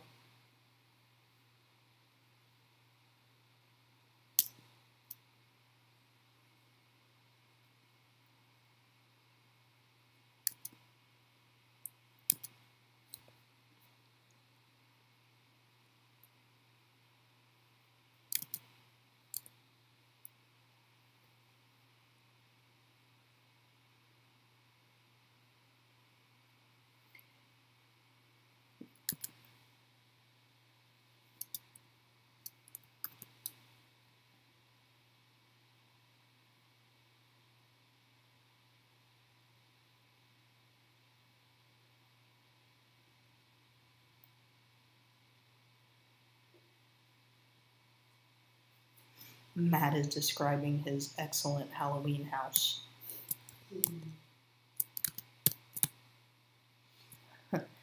Describe it for me. He says, we have a giant rope spider web that we attach to the roof and tie to the garden, blood that runs down the windows, fake stretchy spider webs that stretch over the bushes, tons of skeletons and bones, and even a fog machine. Nice. Oh my god. That sounds like my dream house. When we go to Raleigh on Sunday, we should stop by that house. The one that always has the big decorations. I was so upset that last year we really went all out for decorating for Halloween. Like, we put lights all over our patio. We also did the cobwebs. I put up that giant pumpkin that I won for you at Busch Gardens. Yeah. Hallow Scream, and I put a big light on it on our top patio. Mm-hmm. And we had several pumpkins out. We spray painted a blue pumpkin so people would know that we had prizes for kids who had dietary restrictions. Like, we went all out. We didn't get a single trick-or-treater. Ash chased one down. I did. I saw these kids going to get in the car, and they were in costumes. Like, they were our neighbors. And I was like, hey guys, do you want some candy? And they came over and got candy. And they were like, yeah, they like came running pell-mell, but they would not have come over if I hadn't summoned them, and we didn't get any others the rest of the night. well, didn't we get one? I remember these very shy blonde children. Mom, I think they came, and then our like weird neighbor came who really overstayed her welcome. She was not a child. She was like a middle-aged lady who kind of invited herself into our house. that's right, yeah. And then insulted our intelligence. Yeah, I remember this. She said something like, we were complaining about another neighbor of ours who, you guys have all heard about him. He is just kind of rude to us. So we were talking a little bit about him, and she said something like, I think that these problems could just be avoided if we would use our full functioning, or our higher brain functions, something like that. But I remember, it was something like that, and I remember when she said it, I just looked at her like, are you calling us stupid? I don't think she was talking about the neighbor and being like... No, she was talking about us because she had given us a lot of really obvious suggestions that we had obviously already done, like tried to talk to the landlords and things about it when he, dumps trash on our yard and all kinds of things. And then after she couldn't think of any more really obvious things to say that we had already tried, she said this thing about higher brain functions. But she was talking about us. That's why I remember it. And I remember being really like, really? And both me and Ash shared this look too, like, did she just? And then I think... I'm sure there's a better way to interpret her comments if you just use your more higher level critical thinking. Mm-hmm. Yeah, but like even she realized like what a shitty thing to say it was after she said it, because she looked kind of like, oh, but she still said it, and it just felt really condescending and rude, especially after we'd let her like sit in our house for like 45 minutes and talk about. She's one of those people who can talk for a very long time about nothing. Like, I don't remember a single thing she said because it didn't make a ton of sense. She went on a lot of rambly kind of side stories. She would distract herself. She's one of those kind of people. Yeah. But, yeah, at that point, I think I stood up and I was like kind of using my body presence to make her go backwards toward the door a little bit. Like, okay, time for you to go. Like, my mom taught me this trick because at her various workplaces, she has had different people, always men, who really overstay their welcome in her office. And it's not the kind of situation where even in the position of power she is in her job, she's not allowed to tell people like, you know what, Michael, you need to just leave. Get out of my office. She can't say that. And so she developed this technique where she would get up from her chair and be like, oh, and just start slowly taking steps toward them. And the personal space bubble forces them to eventually start taking a couple steps backward as she keeps like, oh, is that so, Michael? Oh, okay. And she just keeps walking until they're out of her office. And then she's like, oh, well, it was really nice talking to you. Goodbye. And she'll just close the door. And it's a really good technique. I've only had to use it a handful of times. It always works, though. I think it might not work with men who really don't have a sense of personal space or who enjoy, like, bothering other people's personal space, but... Mm-hmm.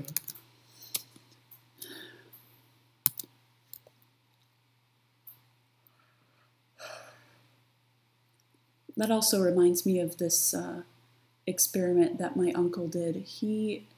I don't remember exactly what his job was. It was something to do with, like, helping people work in groups, like, kind of like a therapist for the workplace. Like, he would go to different businesses and help them to work together. Mm-hmm. And one of the exercises that he did with a big group of people, that was like a very international company.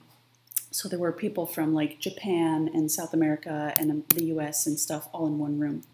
And as he was talking to them, he did the same thing my mom did. He would just walk towards them, and they were standing. It was not a seated thing.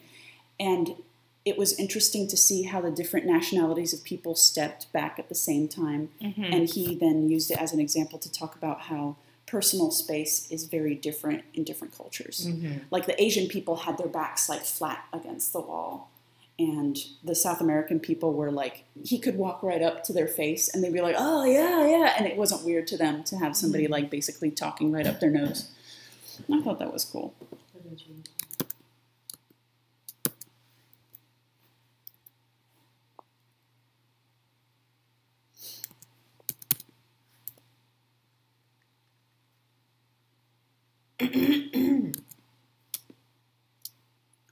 Where do you think you would go in that situation, Ash? Would you have your back on the wall, or would you let people talk right in your face? I would definitely not let someone talk right in my face. Not up my nose, but pretty close. I have very interesting experiences working where I do. My office is such that, like, it's really difficult for someone to get behind my desk. You have to kind of turn sideways and shimmy to get behind my desk if you're not a twig, and even then, most of the time, you still have to. But it is astounding to me sometimes that people, like professors in my department who want me to make a reservation for them or who need my help with something, they will, like, squeeze themselves back behind my desk, drape themselves bodily over my shoulder with, like, their hands all up on me. And I'm like, wow, this is a lot. Cash in on your complimentary massages, Ash. Sometimes it's a bit much. I'm just like, okay. Very, very surprised by your sudden appearance just right next to my face. That's a lot. And other times, people will maintain such a distance that they can't, like, if I'm trying to get them to look at something on my screen, I'll have the screen turned toward them, and they won't even get close enough to, like, lean slightly over the edge of my desk to see it. And it's like, look, I'm not Tony Stark. I can't just, like, magically make this into a hologram or something. You're going to have to get a little closer if you want to see where this room is. Like,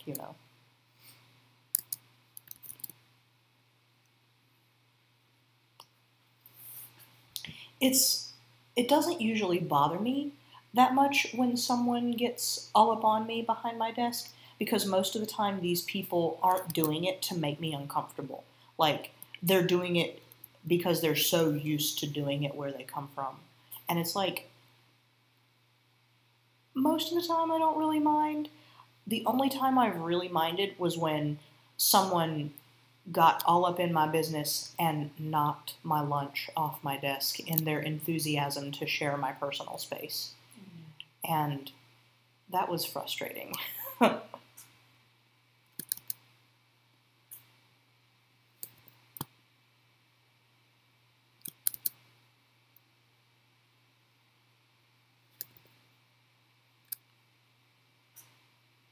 Oh no, Artsy MK says, it sucks that we have the hardest time telling people not to make you uncomfortable. I had a boss call me kiddo once.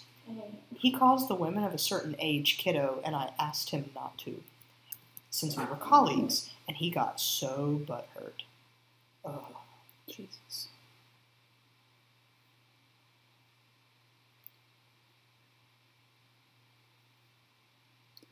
What you should do is just start calling him kiddo, like right back, and see how he reacts to that. Start calling him, hey champ, hey slugger, Hey buddy boy. yeah, scout, ranger, trooper, like from the Iron Giant.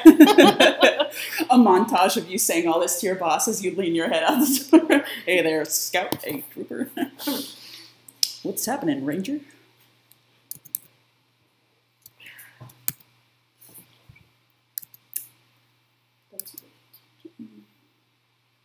I think that looks a lot nicer than that orange. Mm-hmm. Karen says, every man I ever worked with has always called me sweetie, honey. It's like, no. I will give certain people a pass on calling me sweetie or honey. I let women call me that. Most of the time, I'll let women call me that. Most of the time. My favorite is Shug. Mm-hmm. That's what my mom says. Shug. Hey, Shug. I actually really like it when people call me Shug because it's one of those that's very rarely used in a condescending way. Most of the time, someone's not going to go, you're such a dumbass, Shug. You know, they're not going to say that. They usually mean it very affectionately, and I like that. And sometimes, like, there's this man who does the pest control around the building, and he always calls me sweetie or sweetheart or honey or darling. And he's not meaning it in any way except...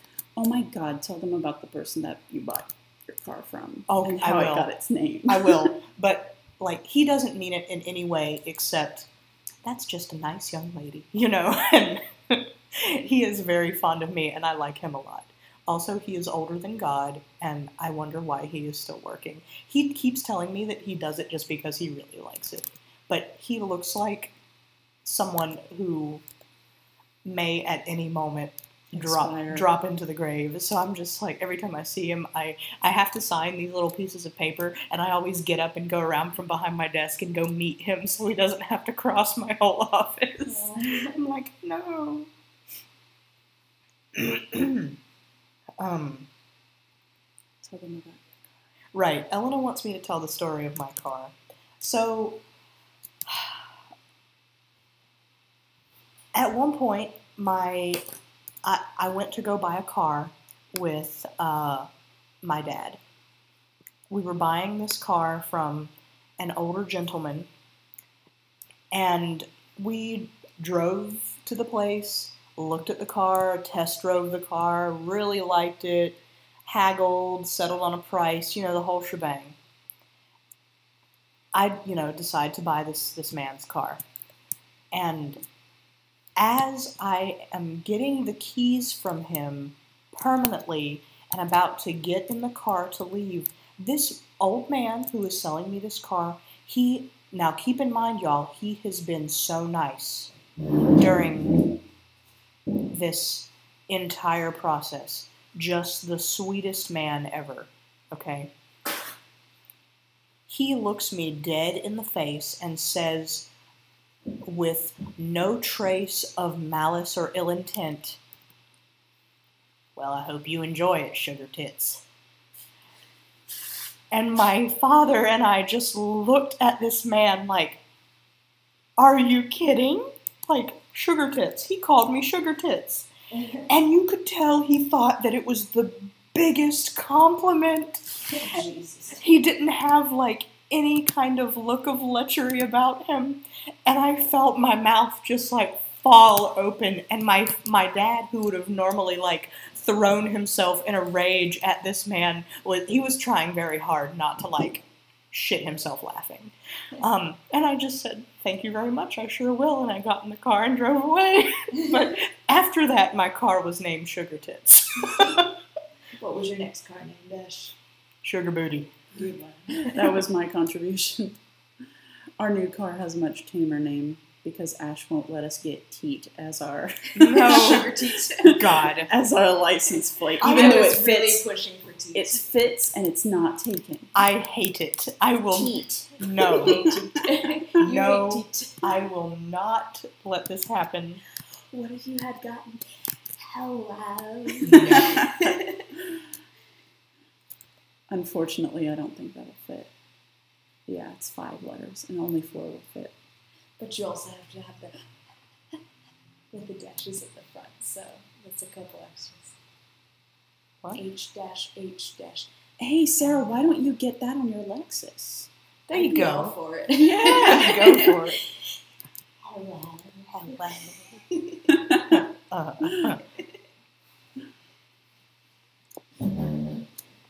Aw. Seppi says you could put Grim on your license plate, or Grim Grim. That was Artsy MK, said the Grim Grim one. Oh, that's cute. Have you applied for your license plate yet? No, we have to pay the taxes on the car before we can, get the vanity plate. That's okay.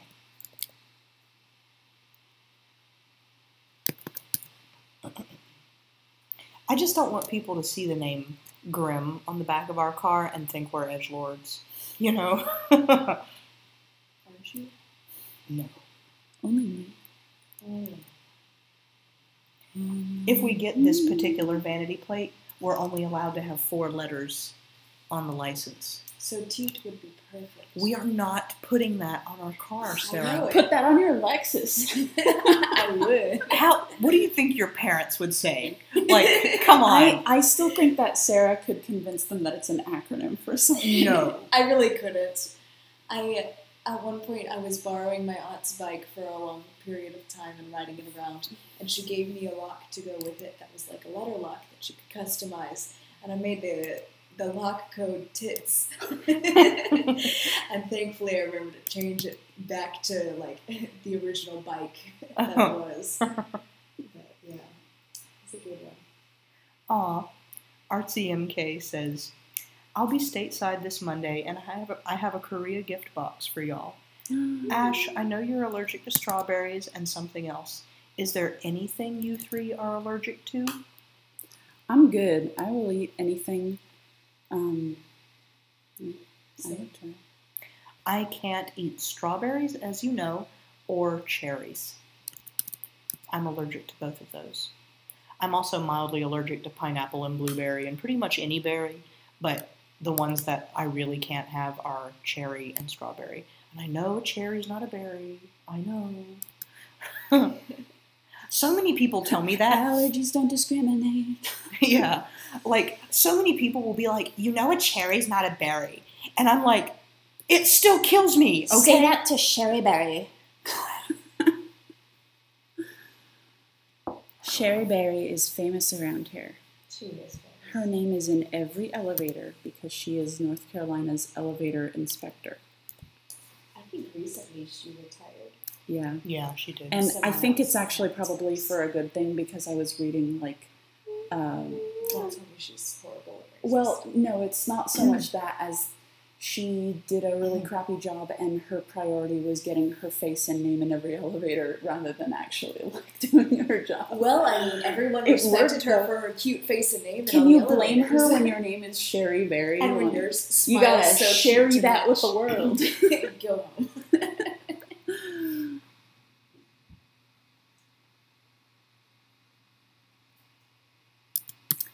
I am finito. And good too, because I only got 21% battery. Yeah, I'm running out of battery myself. And I'm hungry. Yeah. Really hungry. We should go home and eat our very late dinner. Yes. That's what it Can I get the leaves first? Yeah. Any last questions, everyone? This is your last chance, at least until next Friday, but then next Friday is the Not Safe for Work live draw. I really like how you did the shine on the colander and the shoes. Mm-hmm. How it has that orange shine around it. Yeah. They really do look a lot. I mean, they still look like twins, but you can see their differences really well here. Thank you. I usually have Rosie wearing blue and Marie wearing some kind of purpley pink color.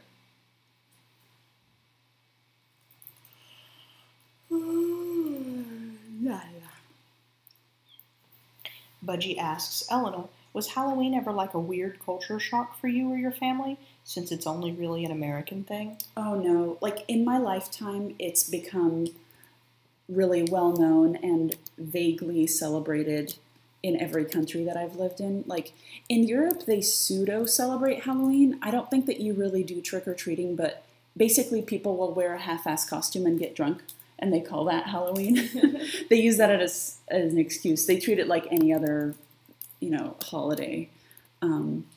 But yeah, it wasn't really, I can't remember the first Halloween that I had in the US when we moved here, but I loved it.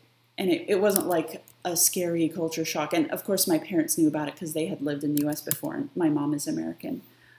They were probably really excited to show it to me, and I was probably really super thrilled. But I have always really loved Halloween for obvious reasons. Matt says, what kinds of feedback do you want to get on Sister Claire? If you see a spelling mistake, of course, tell us or something. Nothing. It's perfect, actually. Yeah, other than that, just don't say anything. I mean, I think, okay, so let me try not to sound like an asshole. Constructive criticism is always appreciated, but like, I'm not talking specifically to you, Matt. I'm talking to people in general. Like, make sure you understand what constructive criticism is before you start offering it. Like, unfortunately, the problem with criticizing a webcomic is that it's already like drawn and posted, and unless it is something minor like a spelling change, it's not like we can rewrite the whole story after it's been posted. No, but with that being said, like, I always want to hear, especially from people that we're trying to represent in the comic. Yeah. I really want to hear, like, from people who are from more marginalized communities. I want to hear from them if they think we're doing a bad job. Also, if we're doing a good job. Also that. I mean, it never hurts to compliment us. Like, please do rain down praise upon us. Good criticism is also nice. Yeah, well, critics can give good reviews. Yeah, yeah. But I guess what I'm saying is,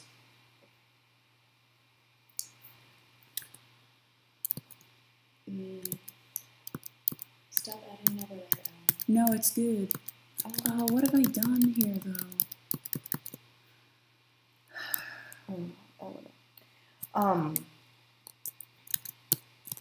I'm trying to think of how to phrase this. Like Elena said, a lot of the story has already been planned. Is there wiggle room? Yes, always. But what I'm saying is by the time they see it, there won't be. Because we plan it so far in advance, and I work so far in advance now. Yeah. Often, I mean, I'm not saying from page to page there's wiggle room. Mm-hmm. With the story in general, sometimes there is. We want to hear it if someone thinks that something in our comic is really offensive for some reason, like, I do want to hear about it. That doesn't mean that we're going to completely alter the story if someone does criticize it. Like, we are fallible. Like, we can make mistakes. Sometimes the mistakes might be too big to fix. And sometimes we just got to roll with what we got.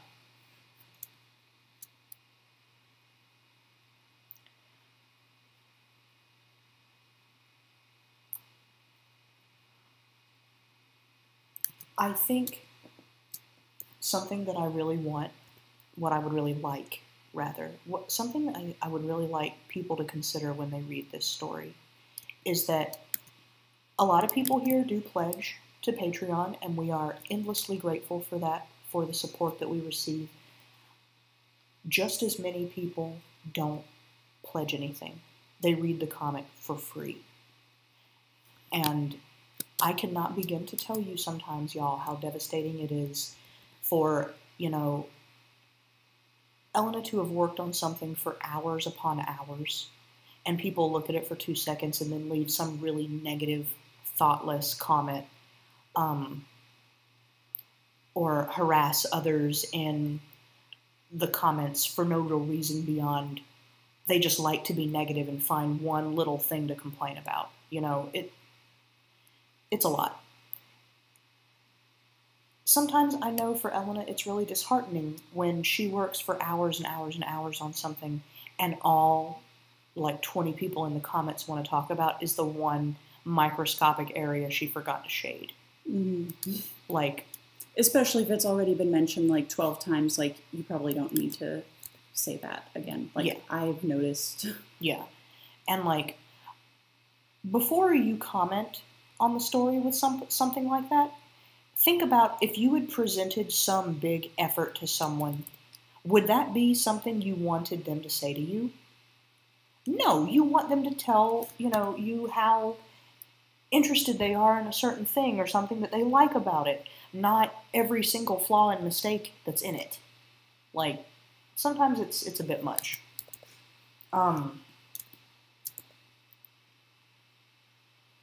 Yeah.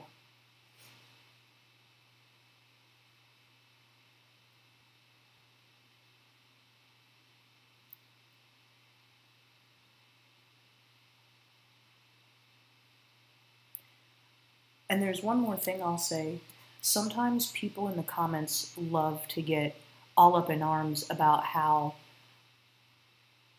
we shouldn't be writing characters with certain identities or something because we don't know personally what it's like to identify that way.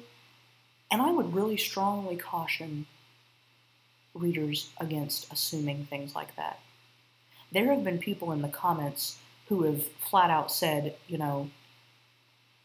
Ash doesn't need to be writing an Ace character because she doesn't know what it's like to be Ace. And I've had to, kind of just sit there on the other side of the screen and look at the screen like I'm on The Office. And be like, I guess next time I go out, I'll just drape myself in the Ace flag. If I have to make it any more clear. And no, not every single identity in Sister Claire is shared by the creators, but, we do a lot of research, we pay a lot of attention, we talk to people. Sometimes I just wish people would take that in good faith. And if there is, a glaring error, of course, my gosh, please say something, but... On that note, I actually am finished now, so... Okay.